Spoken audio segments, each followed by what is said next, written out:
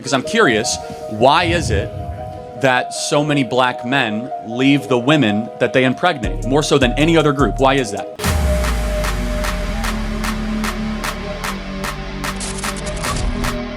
Yo, what's going on, everybody? It's your boy Blue, and this is a channel where we find understanding, seek the truth, and be the light. Let's just go ahead and get right into it. So we're going back into Charlie Kirk's videos. Now, when I said that I wasn't going to be doing anything regarding the death, it was in regards to the shooting. Everything else afterwards, we gotta touch on. We gotta touch on. He still definitely has a couple more videos. I mean, he's had a while since I last did a Charlie Kirk video, so we're definitely gonna go through those and just talk about it. Get some clarity, get some understanding, and all that good jazz, because that's what we're here for. So let's go ahead and get right into it. This one's going to be titled, What's Really Hurting Black America? Check it out. Baked into the idea of white privilege is that inherently in our culture of society, somebody that has white skin color in this audience has extra privileges that you as a black individual do not have. Can you list what those are? Sure. When FDR employed the New Deal to counteract the Great Depression. See, he already kind of missed.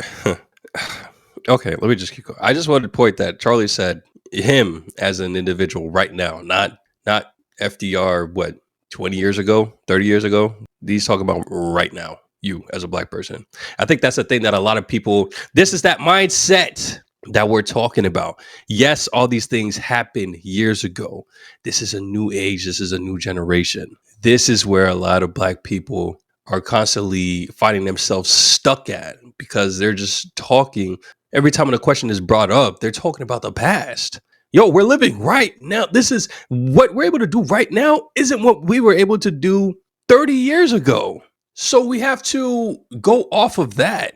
Are there still issues? Yes, but that doesn't mean that we can't. That doesn't mean that you had the same possibilities, the same opportunities as they did in the past. We have way more opportunities. Anyway, let's keep going. This came with resources that was allowed it to white people. Banks denied 99% of qualified black applicants while also accepting 99% of white applicants. But today in 2025. Okay, today in 2025, as I alluded to you, they've done studies in psychology where white-sounding names receive jobs or callbacks more than black-sounding names. They did the two names. It was a white young lady. I would say, I don't know how true that is, and that's because of my experience. I have a Dutch first name, and I have a French last name. You would think I'd be white as can be, but no callbacks.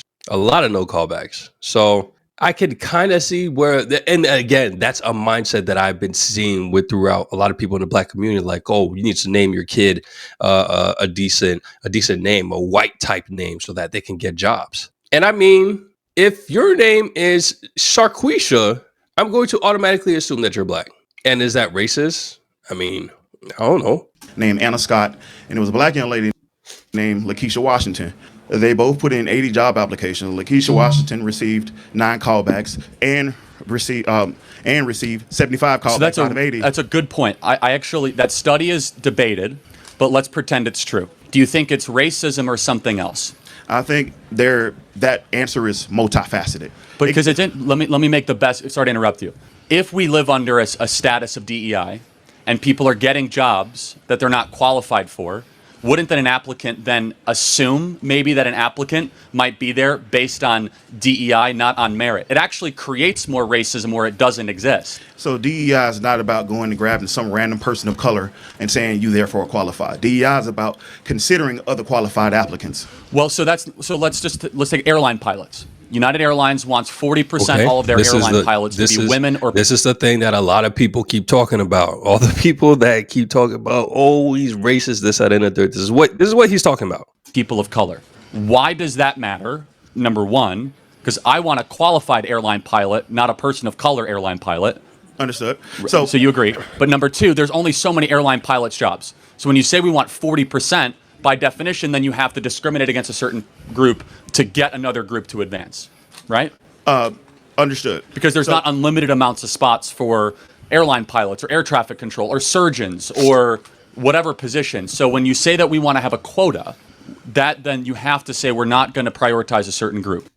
And here's one thing that I will say in regards to this. I'm going to bring the scale down a bit, just so that we can we can fully understand the situation. In cases of DEI, again, this is my experience. And I'm going to bring up the school system that I used to work at.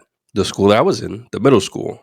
And especially now when like the American school system, in many ways as a whole, this whole no child left behind thing is causing students to move on to the next grade, even though they're not prepared for the content that they're going to be experiencing. They still get pushed forward, even though majority of their grades are Fs and Ds.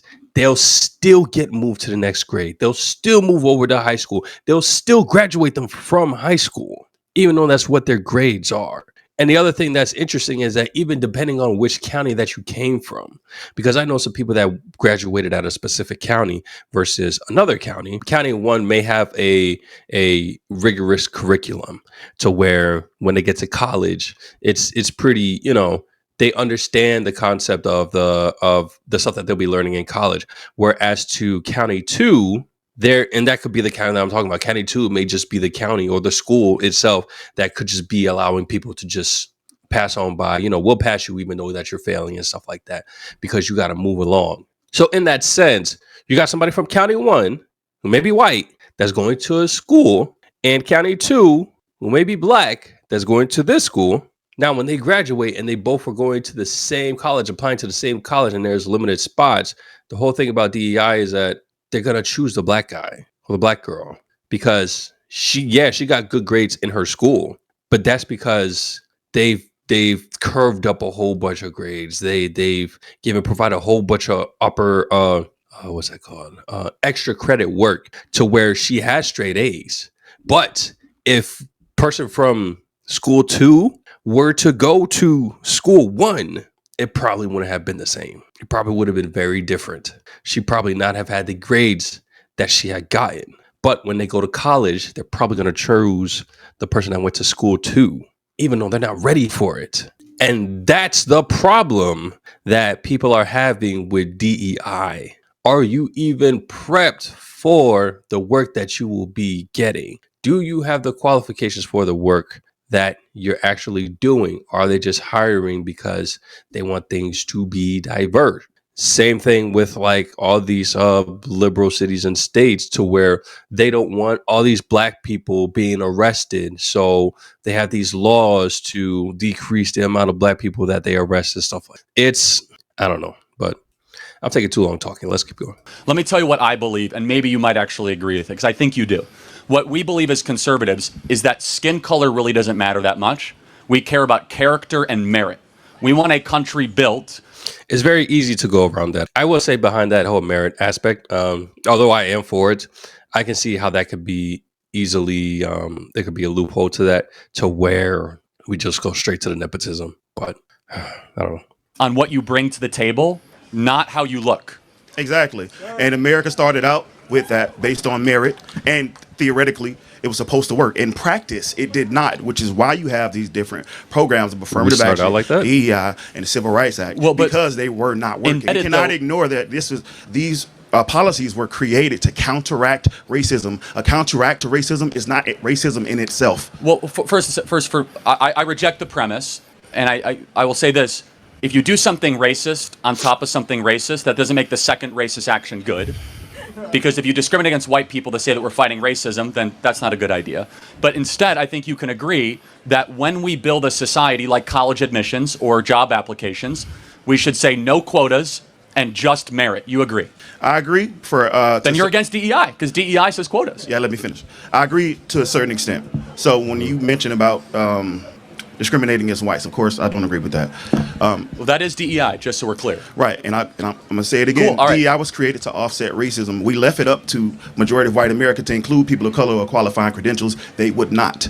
So my argument is that you're saying it's reverse racism. Argument is that it needed to be there to counteract racism. Sounds like we need to find a different solution for both parties. I have a great solution. Stop talking about race all the time. Yeah. Race doesn't mean anything. I think because I look at you not as a black guy, but as a human being made in the image of God, and I want to know what you bring to the table. Are you good at the job? Are you better than your competitor? Because let me just pause for a second. I just want you to hear out what we believe.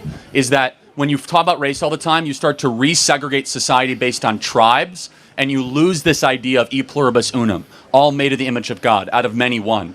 And yes, we have made many mistakes in our past, but we were getting closer as a country in my childhood as being not obsessed with race. We've become more race obsessed over the last 10 years, especially the last 5 years, which is why we're seeing the anti-DEI movement, which actually ends up hurting people of color more than previously. And I guess the biggest question, though, is that why should race matter at all? Shouldn't we just de-emphasize it? What I wanted to first respond to is the notion of stop talking about race.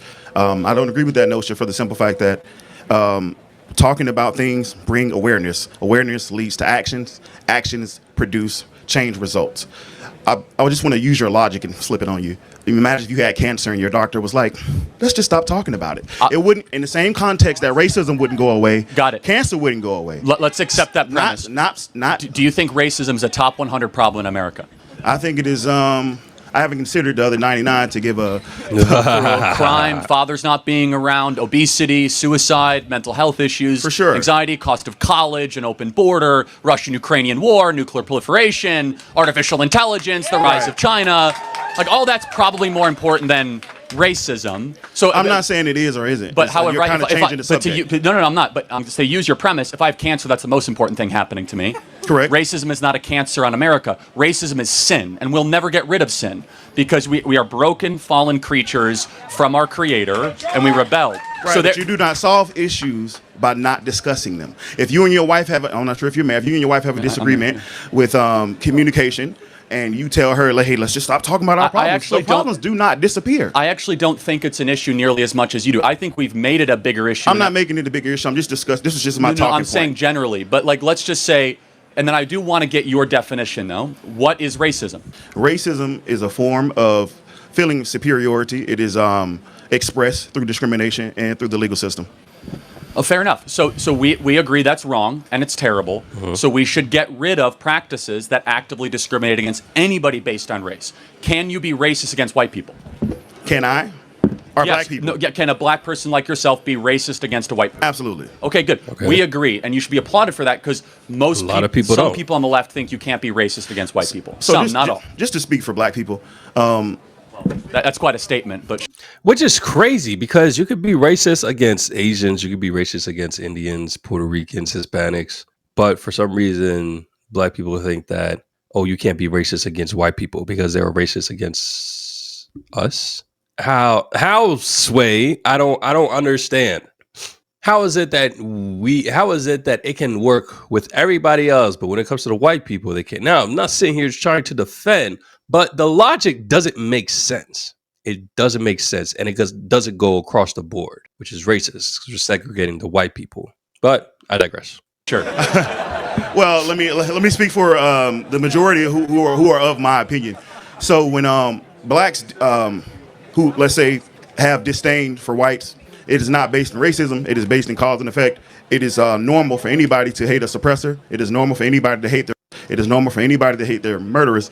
America went to war with the British Empire for being suppressed and oppressed. So my concluding point is that a lot of the hate that can be perceived from blacks as white is hating oppression, not white people. Because if you substitute our oppression for a Mexican, if a Mexican oppresses us, we therefore hate him as well. If a black man oppresses us, we therefore hate oppression. I think that's a fair point. Let me ask one final question, if that's okay.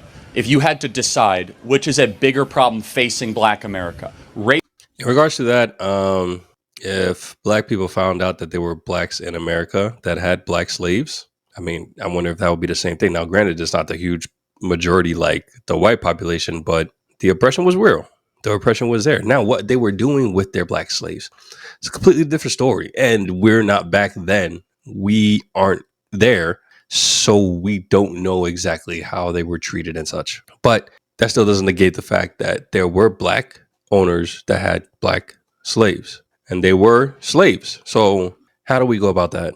Racism or a lack of fathers raising black kids, which is a bigger problem? This is another point that a lot of people thought was, oh, Charlie was being racist and he doesn't care about black people. I don't understand how this point that he's about to make is him being racist, because he's not sitting here and he's not categorizing everybody that's black is doing this. It's just that there's a lot of them that's doing this. And across all races is black people that normally do this. So, I would say, what impact? Repeat the question. If you had to decide in a binary choice, which is a bigger problem facing black America, racism or a lack of fathers raising black youth? I think it's a combination of both, but for sure we'll say black because blackness affects blacks more than you ever affect me in my life. I'm sorry, so you said you would say racism or the black fathers? Fathers. I agree. So now we have agreement. Do you agree that the last 5 years we've talked more about racism and way less about dads staying around with the women they impregnate? Would you agree that's probably a problem? I agree that's a problem amongst all races. When you say we, who is we? Well, as a society, but it's especially a problem in black America. If you had to guess, I know this is like Trivial Pursuit, but approximate, what percentage of black youth have a stable father around? I wouldn't know those numbers, sir. It's about 30%. So that means that 2 out of 3 black kids do not have a dad around. I would have. and again, from experience, the school that I worked at, that number may be conflated, but if we're bringing it down to the school that I worked at, that's pretty accurate. To fact check that for myself. That's fine. You can I look it watched up. a few of your You videos. guys can look it up on Grok or ChatGPT or Perplexity or the AI of your choice, right?